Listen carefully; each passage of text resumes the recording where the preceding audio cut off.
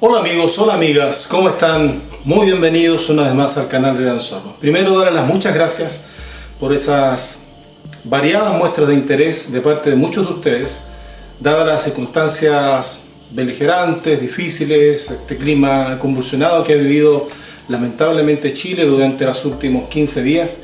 Y muchos de ustedes han mostrado interés enviándome correos, consultándome cómo estamos, cómo está mi familia. Así que de verdad eso se aprecia y se agradece muchísimo. Eso como primera situación que quisiera agradecer de corazón a todos ustedes. En segundo término, bueno, presentarles este video. ¿Por qué quiero presentárselos? Porque, como ya muchos de ustedes saben, lo había dicho en algunos directos, llevo mucho tiempo acumulando información respecto de la producción de Star Wars. Y quería hacer este video, que en realidad va a ser una serie de videos que voy a presentar, donde quiero mostrar todos los costos, todo lo involucrado en la producción de esta tremenda saga que a todos nosotros nos encanta y que, lejos incluso de eso, más allá de que tenga millones de fans en el mundo, es una saga que nadie podría desconocer, que ha cambiado el cine, cambió el cine y para siempre, desde el punto de vista de la producción, desde el punto de vista del financiamiento, desde el punto de vista de la independencia que obtuvo Lucas para lograrlo, visto también por el lado de la actuación, visto por el lado de los efectos especiales sobre todo, se cambió el cine para siempre. A algunos les gustará más, menos, tiene muchos detractores, obviamente la saga. Algunos dicen que es solo para niños pequeños, pero en realidad, quieranlo o no reconocer, Star Wars, George Lucas, a pesar de lo vilipendiado también que es como director, logró modificar la industria del cine y para siempre. Y eso es lo que quiero presentar a través de esta serie de videos. En el video que les voy a presentar hoy, vamos a ver cómo se produjo la primera saga, la original, la trilogía que nos encantó a todos, aquella del episodio 4, 5 y 6. Cómo pudo realizarse, cómo desde el punto de vista de lo que tuvo que hacer Lucas para lograr hacer que su trabajo se respetara, para poder presentar lo que él quería presentar y no estar a expensas de los estudios de Hollywood que obviamente querían modificar su historia, querían presentarla de otra manera o lisa y llanamente no confiaban en que esa historia pudiera tener éxito. Lo que les voy a mostrar es un compendio, quiero insistir. Yo he hecho una recopilación de muchos videos, de muchos documentales que hablan acerca de la producción de Star Wars, de las dos primeras trilogías. Acá mi labor se redujo básicamente a ser un editor. Edité toda la información de documentales que duran 45 minutos o más cada uno y lo llevé a 15 minutos o 20 minutos como máximo. Eso es lo que le quiero presentar entonces, este compendio de documentales muy bien hechos de hace unos 20 años atrás ya, con los detalles de la producción de Star Wars, para que todos valoremos lo que en realidad esta magnífica obra representa en el cine, para que se valore el trabajo de George Lucas y, bueno, sin lugar a dudas notaremos lo distante que está de la presentación de esta última y nueva trilogía que ha quedado en manos de la producción de, si bien es cierto, Lucasfilms, pero bajo el alero de Disney, que bien sabemos que su producción no ha sido buena, no ha sido lo esperado y bueno, desde mi óptica no quiero involucrar a nadie más.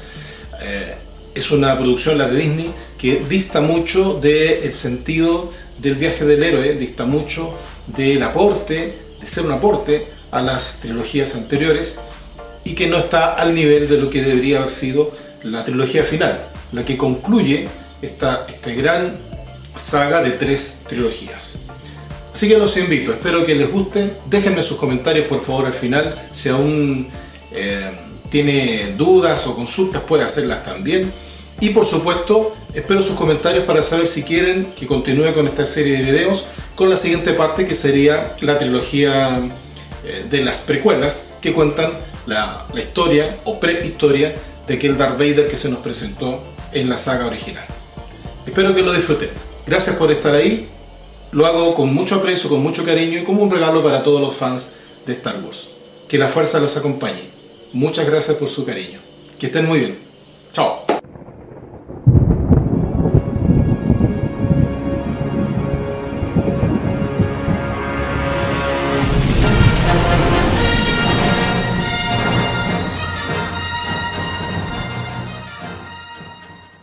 En un principio quería hacer una especie de serial del sábado por la mañana sobre aventuras espaciales y empecé a trabajar en el guión. Pero al terminarlo vi que tenía como 180 páginas y que no podía hacerse. Era demasiado grande, pasaban demasiadas cosas. En el siguiente borrador eliminé 2/3 y me quedé solo con el primer acto. Pensé, lo que haré es dividirlo en 3 películas y dejaré las otras 2 en la estantería, que son el segundo y el tercer acto.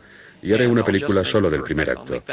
Y a partir de ese momento empecé a escribir ese guión, que luego dio lugar a la Guerra de las Galaxias.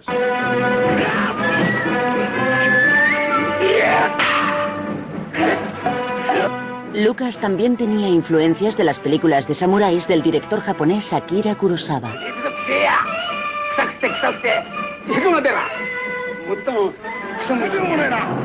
Siempre he dicho que tengo muchas influencias de Kurosawa, porque le admiraba muchísimo, sobre todo por la película La Fortaleza Escondida, que narra una historia desde el punto de vista de 2 siervos, 2 esclavos campesinos que viajan con un famoso general, una princesa y gente de la realeza.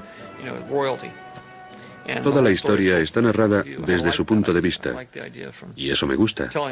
Me gusta la idea de que la historia se narre desde el punto de vista de la persona más humilde en la jerarquía. Y por eso nuestra historia la cuentan R2 y C3PO. Don't get technical with me. What mission? What are you talking about? I've just about had enough of you. Go that way. You'll be malfunctioning within a day, you nearsighted scrap pile. And don't let me catch you following me, begging for help, because you won't get it. Los androides R2-D2 y C3PO son los únicos personajes que aparecen en todas las películas de la saga. Todo lo que hay en la Guerra de las Galaxias está basado en algo de la Tierra. Partimos de un diseño, una idea, una cultura o un objeto que ya existe. Luego lo cambiamos, le damos la vuelta, lo movemos o lo presentamos con una luz distinta, contra un fondo distinto. Lo sacamos de su contexto y hacemos todo lo posible para que parezca raro. Pero siempre tiene una base muy familiar y muy étnica. La Guerra de las Galaxias le debe mucho a la obra de Joseph Campbell, el escritor que reunió cuentos populares de todo el mundo bajo un tema común que él llamó el viaje del héroe. En él, un joven se ve obligado a abandonar su tierra natal para embarcarse en una misión que es a la vez importante y aleccionadora. Por el camino se encontrará con brujos, princesas y monstruos, antes de descender por un laberinto para asegurarse la victoria final. Yo escribía mi propia historia. Intentaba escribir lo que me apetecía. Pero al terminar el guión, volví a leerlo y lo comparaba con el modelo clásico del viaje del héroe y esas cosas, para ver si me había precipitado. Pero simplemente siguiendo mi inspiración, lo que más me asombraba era ver que se parecía mucho al modelo. Me interesan más los mitos que se repiten en varias culturas distintas, más que un mito en concreto que pueda ser griego o de los indios inuitas o algo así. Me interesa más cómo se relacionan todas esas cosas y los problemas emocionales que plantean en las distintas culturas. Eso es lo que más me fascina. Hay un viaje que toda persona emprende desde la inocencia para conocer el mundo y con suerte volver a una especie de inocencia. Y en eso consiste exactamente esta saga. Los mitos son tan solo una forma de llegar a esa historia. Y esa historia refleja la progresión de una persona en la vida. La razón por la que estas imágenes e historias se han reiterado con tanta frecuencia a lo largo del tiempo es que hemos visto que la vida funciona así, que en nuestro interior tenemos un lado oscuro y un lado luminoso, el bien y el mal, el ángel y el diablo que tiran de nosotros. Estamos llenos de conflictos sobre qué camino seguir.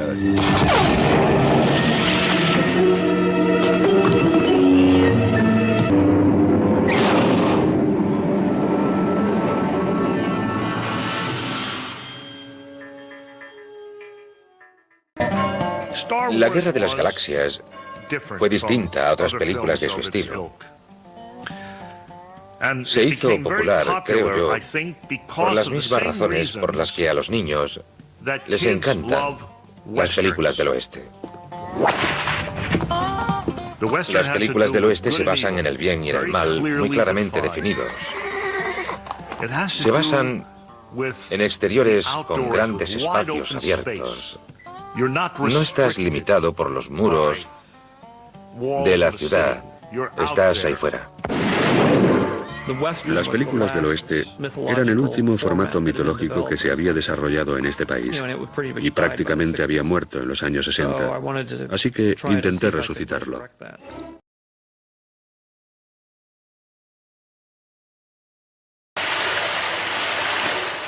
No es la mejor plataforma para proyectar una actuación extraordinaria.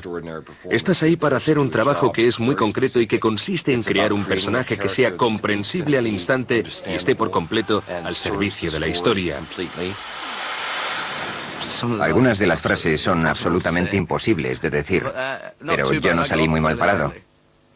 Alec Guinness tiene algunas frases para partirte de risa y no sé cómo lo hace, pero le salen bien. I felt a great disturbance in the force, as if millions of voices suddenly cried out in terror and were suddenly silenced. I fear something terrible has happened. You better get on with your exercises. Hay una frase que recuerdo del texto original y que no sale en la película. Es Han Solo que dice: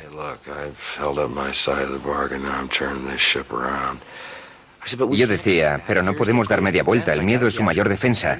Dudo que la seguridad actual sea mejor que la de Achille o Sileis. Y lo más probable es que esto vaya dirigido a un ataque a gran escala, y pensé, ¿quién habla así? Bueno, le dije a George, este rollo se puede escribir, pero no se puede decir. Y sigue siendo verdad, es decir, es un truco decir que el ordenador de a bordo tardará unos minutos en calcular las coordenadas. Lo estaba haciendo con un poco de chulería, porque no se me ocurría otra forma de decir ese diálogo.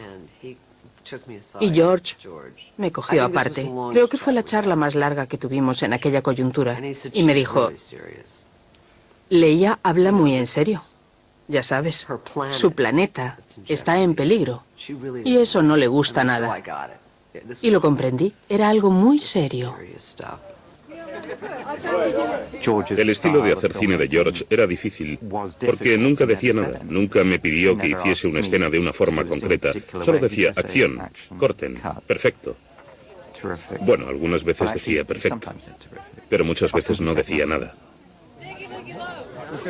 No quiere sentarse a hablar sobre los personajes durante horas. Es más, prefiere no hablar para nada con los actores. Crear las explosiones de naves y los duelos con sables láser que tanto asombrarían al público fue tremendamente difícil. En 1975, la industria de efectos especiales estaba casi muerta en Hollywood, y Lucas tuvo que montar su propia empresa, Industrial Light and Magic, no solo para crear el espectáculo visual, sino para fabricar las herramientas necesarias. La habilidad y la capacidad que se desarrolló para generar los efectos especiales iba más allá de todo lo que se había visto hasta entonces. Y los efectos se utilizaron de una forma que nunca se había intentado. Se narraba una historia con efectos. Eran cosas cotidianas. Si pensamos en Luke Skywalker que se sube a ese aerodeslizador, era como subirse a un coche y conducir hasta el próximo semáforo. Había un maravilloso toque desechable en este otro mundo tan fantástico. Genial. Todo el mundo quiere hacer esto, ¿no? Todo el mundo quiere ir por ahí flotando. Los problemas con el reparto británico y los efectos especiales hicieron que la experiencia de la Guerra de las Galaxias resultase demasiado estresante para Lucas, de modo que buscó a otros directores para El Imperio Contraataca y El Retorno del Jedi. La amenaza fantasma es la primera película que dirige desde 1977.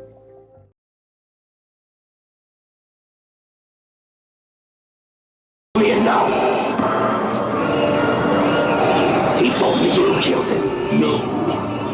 I am your father. Los beneficios de la Guerra de las Galaxias permitieron a Lucas financiar él mismo El Imperio Contraataca y El Retorno del Jedi. Cuando empezamos El Imperio Contraataca, George ya había hecho la película más taquillera de la historia. Y eso nos dio una gran libertad.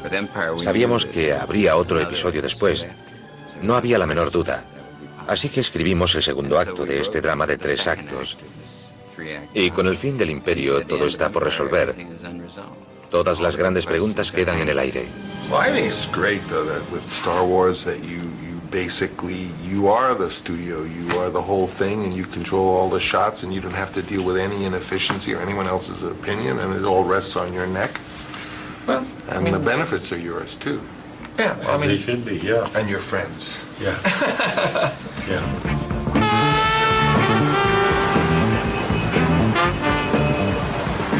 Hasta la Guerra de las Galaxias, George era una especie de esclavo de los vínculos tradicionales que establece la gente que pone dinero para que hagas tu película y luego espera que la hagas para ellos, en vez de para ti o para el público.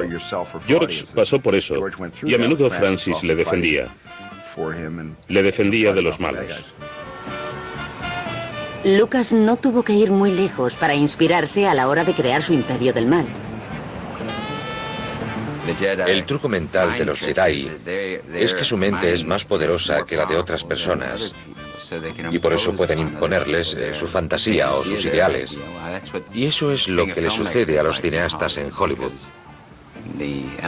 El Imperio quiere tenerte atado y haciendo basura. Pero es responsabilidad del cineasta imponer su voluntad sobre el sistema que se le resiste. Eso es lo que sucede en toda la saga. Jabba es como un director de un estudio. Parece un director de un estudio y se porta como tal.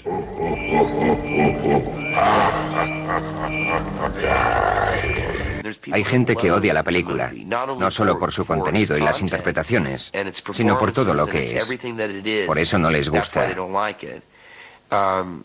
Es por lo que representa, que según ellos es el anuncio de una nueva era de películas comerciales. Los estudios hacen películas para ganar dinero, principalmente. Y siempre han buscado ganar dinero, aunque también buscaban el equilibrio con el prestigio. Pero lo que sucedió fue que el otro elemento, que es ganar el máximo dinero posible con el menor gasto posible, tras el fenómeno de la Guerra de las Galaxias, rompió el equilibrio, creo yo. No es culpa de Lucas, sino del tipo de personas que de repente se hicieron con el control de los estudios. El cuartel general de Lucas, en el idílico rancho Skywalker, situado en las colinas que hay al norte de San Francisco, es la culminación de su sueño. Este envidiable entorno fue posible gracias al tremendo negocio que se aseguró Lucas con la comercialización de los productos de la Guerra de las Galaxias. El estudio quería pedirle a George que rebajase su sueldo como un gesto para apostar por su propia película. Y según he entendido yo siempre la historia, él dijo, de acuerdo, pero entonces quiero quedarme con el merchandising. Y el merchandising, que significa todos los juguetes, la ropa, los libros y esas cosas. Para ser justos con el estudio, el merchandising no estaba muy bien valorado en aquella época. Era una parte muy pequeña de los ingresos y representaba muy poco dinero. Así que tampoco era muy grave decir, bueno, si podemos lograr que reduzca su sueldo en X dólares, ¿qué más da el merchandising? George logró ser autónomo. No necesitaba a nadie, creó su propio mundo y su propia industria en cierto modo. Y reconozco que si quieres saber cómo va a ser el futuro, a nivel de industria del cine, tienes que ir a San Francisco y visitar a George en su rancho. Si bien casi todo el mundo asocia las películas de la Guerra de las Galaxias con Hollywood, el rebelde Lucas siempre ha preferido tener su base y la de sus empresas 650 kilómetros al norte de la ciudad del cine.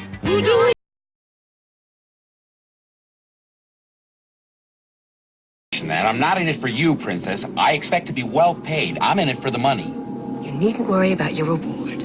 If money is all that you love, then that's what you'll receive. Ahora Lucas puede controlar en qué cine se va a exhibir su película. En 1977 las cosas eran muy distintas. Estrenar la película fue un problema. La película se estrenó en unos 40 cines. Bueno, Eso debe verse dentro del contexto de que un gran lanzamiento a finales de los años 70 se estrenaba en 600 u 800 cines en los Estados Unidos. Lo cierto es que no conseguimos más cines. Los exhibidores no la querían, no la comprendían. Les preocupaban las mismas cosas, que tratase de una guerra, que en las imágenes no aparecieran estrellas, que la gente no quisiera verla. No se proyectó en muchos cines, pero en todos ellos, hasta en el pase de las 9:30 de la mañana, estaba todo vendido. No podías entrar al pase de las 9:30 de la mañana, y cuando sucede eso es bueno, es una buena señal. George se puso eufórico cuando recibió la noticia. Estas historias están ya tan arraigadas en la cultura popular que el año pasado el prestigioso museo Smithsonian montó una exposición en su honor. Pero la Guerra de las Galaxias no siempre ha disfrutado de asociaciones tan positivas. Lucas se sintió contrariado cuando el título de su película fue utilizado para describir el sistema de defensa nuclear espacial del presidente Reagan. Es algo que ya ha entrado en la conciencia pública y se cita en viñetas editoriales, en comedias. Darth Vader se ha convertido en un sinónimo del mal despiadado y todo eso. Lo malo es que si haces una película o cualquier otra cosa, la gente se adueña de eso, sobre todo si tienes éxito, y lo usa para lo que quiera. Mucha gente lo ha utilizado a nivel emocional e intelectual, pero otros lo han utilizado a nivel comercial. Y se ha metido en la cultura de tal forma que ya es parte de esa cultura. Pero son gajes del oficio. Hay ciertas cosas que cuando tienes éxito sencillamente tienes que aceptar, porque así es el mundo. Y tú no puedes hacer nada por evitarlo.